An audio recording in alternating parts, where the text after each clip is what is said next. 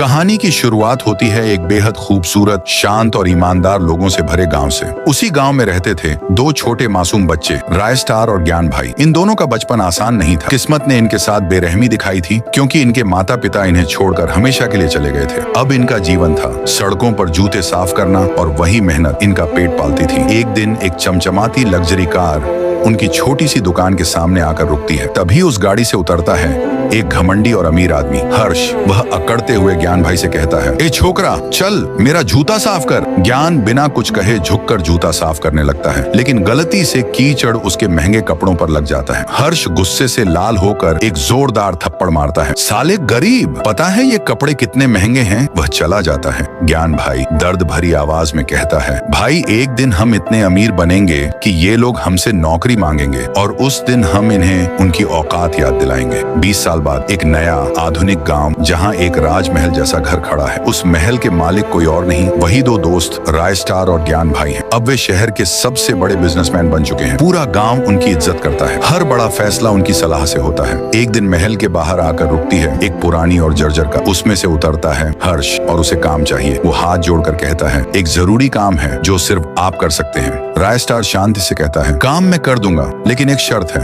हर्ष, क्या शर्त? तुझे मेरे दोस्त के जूते साफ करने होंगे। पागल हो क्या? मैं? रायस्टार, तो फिर मेरा काम भी भूल जा। मजबूरी में हर्ष झुककर ज्ञान भाई के जूते साफ करता है। तभी ज्ञान भाई एक चम्मच उठाते हैं और उसकी गर्दन पर हल्का छांटा मारते हुए कहते हैं, साले गरीब, तुझे पता है ये जूते कितने महंगे हैं? हर्ष का चेहरा जलता लाल हो जाता है। वो गुस्से में कहता है, तुमने मेरी बेइज्जती की है, इसका बदला मैं जरूर लूंगा। ज्ञान भाई बाजार जा रहे होते हैं। तभी एक लड़की रोज सड़क पर गिरी हुई मिलती है। ज्ञान भाई उसे उठाते हैं। तुम ठीक हो? चलो मैं घर छोड़ देता हूँ। रोज बाइक पर बैठती है और उसे एक सुनसान फैक्ट्री की ओर ले जाती है। जैसे ही वे वहाँ पहुँचते हैं, सामने खड़ा मिलता है हर्ष। तो आ ही गया तू, तेरा ही इंतजार था। हर्ष हंसता हुआ कहता है, अब अपने दोस्त को भी बुला ले। ज्ञान भाई घबराकर फोन करता है, भाई मैं फंस गया हूँ, जल्दी आ। रायस्टार बिना एक पल गंवाए अपनी बाइक लेकर निकलता है। जब वह फैक्ट्री पहुँचता है तो देखता है कि ज्ञान भाई एक पिंजरे में कैद है और हर्ष अपने गुंडों के साथ तैयार खड़ा है। हर्ष, अब तुम दोनों से एक साथ बदला लूंगा। रायस्टार, उसे छोड़ दे, नहीं तो तूफान बनकर टूट पड़ूंगा। हर्ष, आज देखेंगे कौन किसे मारता है। और फिर शुरू होती है एक जबरदस्त लड़ाई। धुआं, लाल खून से